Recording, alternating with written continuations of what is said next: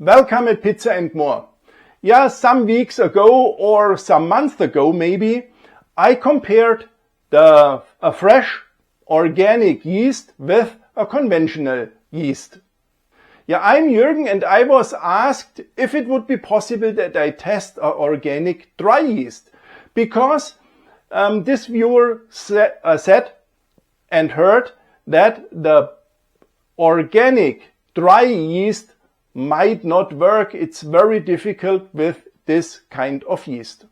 So I thought I go to the supermarket, I buy such a yeast, and of course if someone asks me something I should test, I should try, or I should maybe bring a video from this, I will do it, if possible of course, and this is exactly what we do right now. As I said, I went to the supermarket, I bought some packages, it's always a bag of five little bags, dry yeast, dry organic yeast. I will handle this dough right now and this yeast as each other dough, as each other yeast as well. I will make no difference, and at the end we will see if this organic dry yeast will have the same result or will deliver the same result as a conventional dry yeast. Because at the end we bake a fantastic Neapolitan pizza. But before we start with the dough, I want to tell you something about the organic yeast. How it will be produced, or how yeast in general, or where the big difference in the production is. Conventionally, the yeast is produced on molasses, and the molasses is a leftover product from the sugar production. The required nitrogen is added in organic, let's say as an artificial fertilizer. Additionally, some synthetic minerals and some vitamins are added, and at the end it is required after the building process to clean or to wash the yeast twice.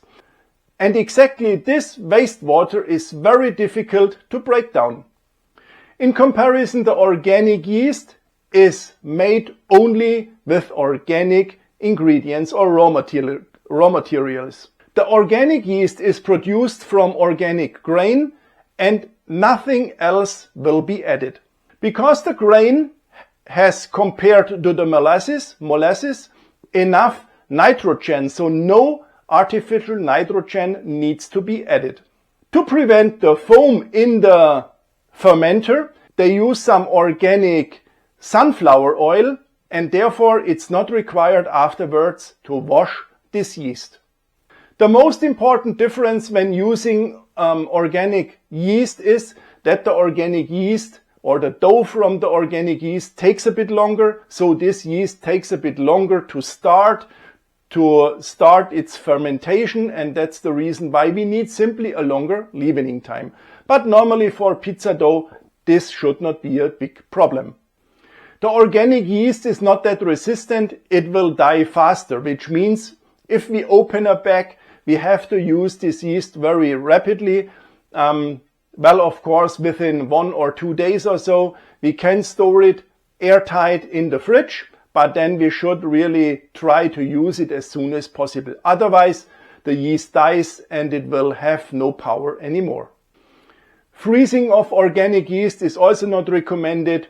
They say as soon you thaw the organic yeast, it might be die and the power will be very, very less and it's not really usable anymore. Therefore, the organic yeast should be used, fresh or even as a dried yeast.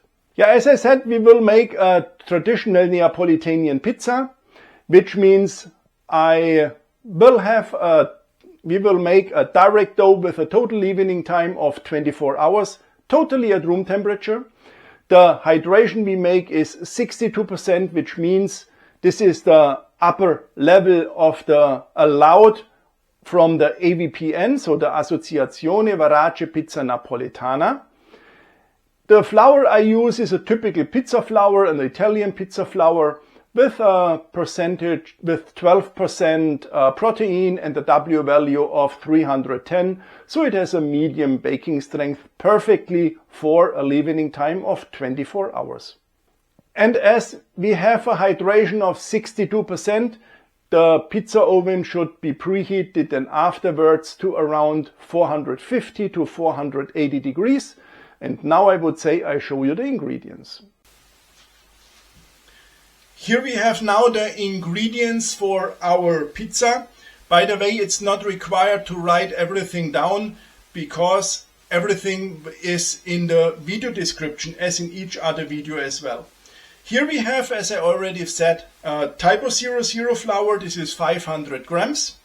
I have 310 grams extra cold water. This leads then to a hydration of 62%. I have 15 grams of fine sea salt. And here we have the dry or organic yeast. It's 0.3 grams, and you can see, I'm not sure if you are able to see it. It's not that fine like a conventional yeast. It smells a bit more like yeast, and it's a bit darker. To make the dough, we start with the water. As next, we add the flour. Of course, this dough can be also kneaded by hand. Now we add the yeast, and then we start kneading for around 5 minutes. Then after 5 minutes we add the salt, and we can increase the speed, but I would not increase the speed too heavily, maybe 1 or 2 numbers, because we have only 62% hydration, which means the dough is very strong, and therefore the warming of the dough would be too high. However, I made let me lower the speed, then it's better from the understanding, I think. I think temperatures up to 27, 28 degrees is absolutely no problem, but far higher could be a problem. So therefore don't knead too heavily, because such a strong dough might get warmer more quick. We knead now for additional 15 minutes roundabout. We knead until we are able to make the window test. Now after a kneading time of around or almost 20 minutes, I think the dough is ready. I took already a piece of dough out of the machine, and I'm going to stretch. Now this dough, you see I have wet fingers, so to prevent the dough from sticking. And then I stretch here the dough. And if I'm able to stretch this dough very thin, you can see that the gluten structure is built. Even if it's only 62% hydration, of course at some point it breaks, but the gluten structure is built. I can take out the dough out of the machine. When we have the dough on our counter, it's now time to shape a nice dough ball. Therefore, if you want, you can add some olive oil into your hands, then it's a bit easier, but you can see this dough is really not sticking, as we have only this 62% hydration. But if you want, you can use olive oil as well. To shape the nice dough ball, it's pretty easy. We go from the left and from the right. We lift the dough, put it back onto the counter, we stretch it here, and we fold it over. And we do exactly the same several times. This is the stretch and fold. And so you can already see how the surface gets strengthened. And it looks like a nice dough ball. We can turn the dough and we pull the dough. We don't roll it. We always let this side up and the other side at the bottom. And here we shape a nice ball. And then we take a dough ball box or a container or something similar. We take our dough ball, place it here. It's important to close the lid to protect the dough from drying out. And then we let it rest now for around 12 hours. Now after 12 hours it's time to shape the pizza balls. The reason why I make now the pizza balls, so after 12 hours bulk fermentation and not directly after I kneaded the dough is pretty simple. As you might know, yeast needs oxygen to be very active or to stay very active. If I shape now the pizza balls, there comes new energy, so new oxygen to the yeast, and that's absolutely positive for the effect of the yeast. This is now our dough, and we can see it has the same activity, or this yeast has the same activity like a normal conventional yeast as well. So I can't see here any difference, so I can't say yes, the organic yeast is working not that good. So for now I would say it is great. And now we shape 3 pizza balls with the same weight of each. Every pizza ball has now the same weight. Now I shape the pizza balls. Well, the dough balls have the same weight, and now I shape the pizza balls. My most preferred version of shaping pizza balls, there are many different versions available to make the pizza balls, is that I pull the dough from all the sides and push it here towards the center. And then you can already see how the surface gets stretched. This will be a wonderful pizza ball. Then you can also put it back onto your counter and circle it a bit under your hand. Here I have to say the top stays always on top. And then this pizza ball is ready and can be placed back in the pizza ball box. These are now the 3 pizza balls, and of course we have to close the lid, otherwise they would dry out. And now we let them raise at room temperature until we bake pizza. Now I'm prepared to bake the pizza. I'm really looking forward to bake the pizza with this organic dry yeast. I'm really wondering how it will work, because I already made some other pastry and I have to say I was absolutely not happy about the result, but maybe the result with baking a pizza is different. We will see it in a few seconds. If you are using mozzarella which is in liquid, please take the mozzarella early enough out of the pizza. And out of the liquid. And what do I mean with early enough? I would say 3, 4, 5 hours, maybe a bit longer. Take the mozzarella out of the liquid, cut it into slices, put it into a sieve so that it can drain, so we avoid that all this liquid is on our pizza afterwards. There is also mozzarella available which is already dry, in a dry package, which means there is no liquid in it, but I wouldn't buy a mozzarella which is already grated. By the way, I have everything prepared. I have no mozzarella, I have mozzarella fior di latte. Everything else is also here, and now we bake our pizza. Now I have here the pizza balls. I think as we had only room temperature for leavening, they could be a bit higher, but I think it's okay. The baking result is the important thing and not how they grow right now. For taking them out, of course, I have to use enough semolina, and I put semolina on top. Then I release the dough ball everywhere where the dough ball is attached to another dough ball or even to the side of the box. Then I take the dough ball out, and I'm here really very gentle, because as soon we stress the dough, if we take out the dough and then it's not in a nice round shape anymore, and then we form or we shape a new dough ball, then we can be sure the dough is stressed and we have no chance to stretch a nice pizza.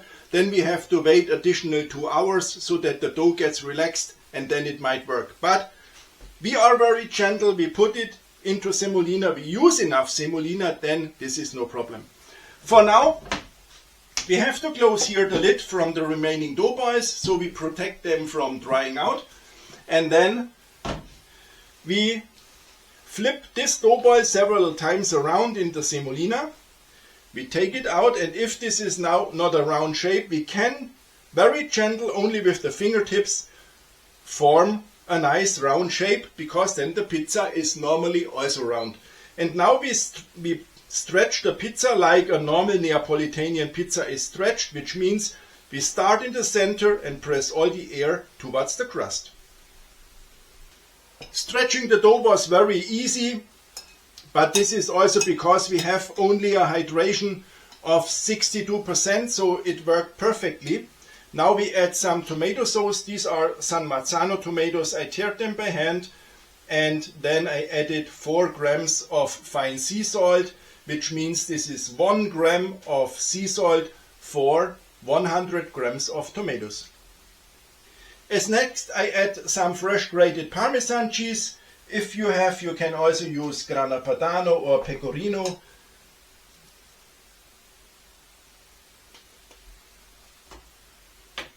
And now we add some fresh basil. Then it's already time for the mozzarella fior di latte.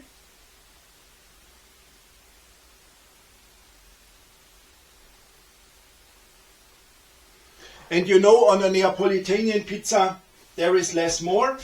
If you want to have more cheese, of course, then please add more cheese. Then we use already the peel for the oven. The oven is preheated to 480 degrees. And now I stretch the pizza to its final size. And then it's ready for the oven.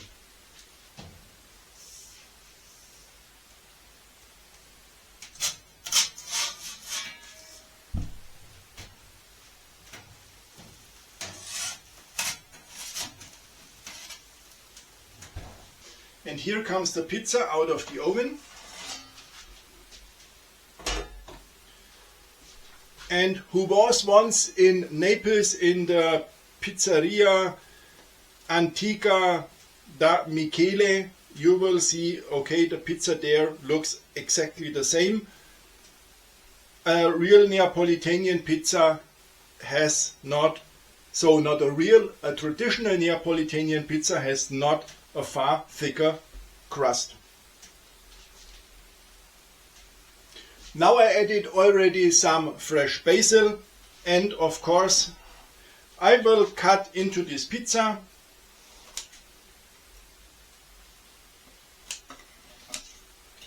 And here we already can see that we have lots of air pockets. But of course I also have to taste this pizza. At first from the center. The center tastes fantastic, and I really love this taste of margherita. The basil, the tomatoes, the fior di latte, this is really absolutely great. And now I taste the crust. And also the crust is really very nice. It has an absolutely delicious taste, and I can't taste here any difference. There is no difference in flavor from this one with the organic yeast to the other one with the conventional yeast. I think it's exactly the same. So if you want to have some or make some positive things for our environment, you could use some organic yeast as well. Especially for pizza, there might be not a big difference, because we have in any case longer leavening times. So this is not a big problem. And if required, we could use also a bit more of yeast. So if you like my video, it would be fantastic if you would subscribe my channel, and then we see us also in the next video. Ciao.